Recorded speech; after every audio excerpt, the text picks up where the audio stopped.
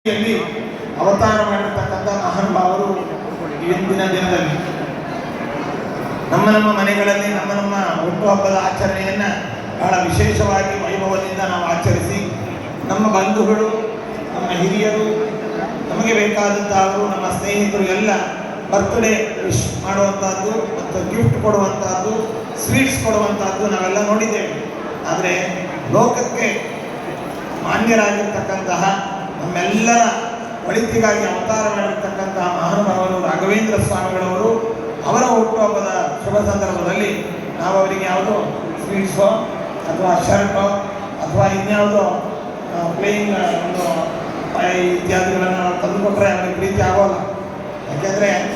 ಅವರಿಗೆ ಯಾವುದು ಪ್ರೀತಿ ಆಗೋದೋ ಅದನ್ನು ನಾವು ಮಾಡಬೇಕು. ಆ ಒಂದು ಸಂದರ್ಭವನ್ನು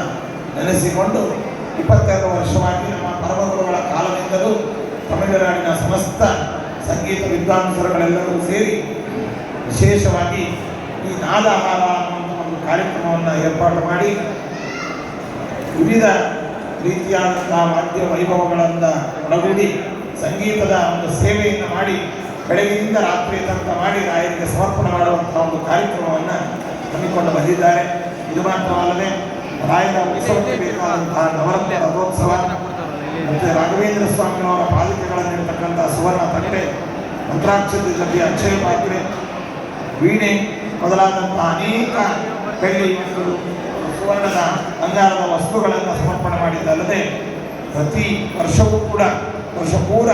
ನಮ್ಮ ಗೋಶಾಲೆಗೆ ಬೇಕಾದಂತಹ ಗೋಗ್ರಾಸವನ್ನು ನೀಡಿ ರಾಯರ ಸೇವೆಯನ್ನು ಮಾಡ್ತಾ ಇರತಕ್ಕಂಥ ತಮಿಳುನಾಡಿನ ಸಮಸ್ತ ಭಕ್ತರನ್ನು ಈ ಸಂದರ್ಭದಲ್ಲಿ ಅಭಿನಂದಿಸಿ, ವಿವಿಧ ರಾಜ್ಯಗಳಿಂದ ವಿವಿಧ ಸ್ಥಳಗಳಿಂದ ಆಗಮಿಸಿರತಕ್ಕಂತಹ ಗುರುರಾಜರ ಸಮಸ್ತ ಭಕ್ತರನ್ನು ಕೂಡ ಈ ಸಂದರ್ಭದಲ್ಲಿ ಅಭಿನಂದಿಸಿ ಆಶೀರ್ವದಿಸಿ, ಲೋಕದ ಎಲ್ಲ ಕಡೆಯಲ್ಲಿ ಇದೇ ದೇಶ ಅಂತ ಅಲ್ಲ, ದೇಶ ವಿದೇಶಗಳಲ್ಲಿ ರಾಘವೇಂದ್ರ ಸ್ವಾಮಿಗಳ ಭಕ್ತರು, ಜಾತ್ಯತೀತವಾದ ಭಕ್ತರು ಈ ಯಾವ ಶುಭ ಸಂದರ್ಭದಲ್ಲಿ ಹುಟ್ಟುಹಬ್ಬ ಮತ್ತು ಗಿಡಾರೋಹಣದ ಉತ್ಸವವನ್ನು ಆಚರಿಸಿ ಸಂಭ್ರಮಪಟ್ಟು ಗುರುಗಳ ಅನುಗ್ರಹಕ್ಕೆ ಪಾತ್ರರಾಗ್ತಾ ಇದ್ದಾರೆ. ಮಾಧ್ಯಮಗಳ ಮೂಲಕವಾಗಿ ವೀಕ್ಷಿಸಿ ಸಂತೋಷಪಟ್ಟು ಪುನೀತರಾಗುವಂತಹ ಸಮಸ್ತ ಸದ್ಭಕ್ತರನ್ನು ಕೂಡ ಈ ಸಂದರ್ಭದಲ್ಲಿ ಅಭಿನಂದಿಸಿ, ರಾಯರ ಈ ಉತ್ಸವ ನಿರಂತರವಾಗಿ ನಿತ್ಯವಾಗಿ ನಡೆಯಲಿ ಎಂಬುದಾಗಿ ದೇವರಲ್ಲಿ ರಾಯರಲ್ಲಿ ಪ್ರಾರ್ಥಿಸ್ತಾ ಎಲ್ಲರಿಗೂ ಶುಭವನ್ನು ಕೊಡ್ತಾ ಇದ್ದೇವೆ. ಈ రోజు ಪರಮ ಪವಿತ್ರమైనటువంటి రోజు ರಾಘವೇಂದ್ರ ಸ್ವಾಮಿವಾರು ವೆಂಕಟನಾಥುಡುಗ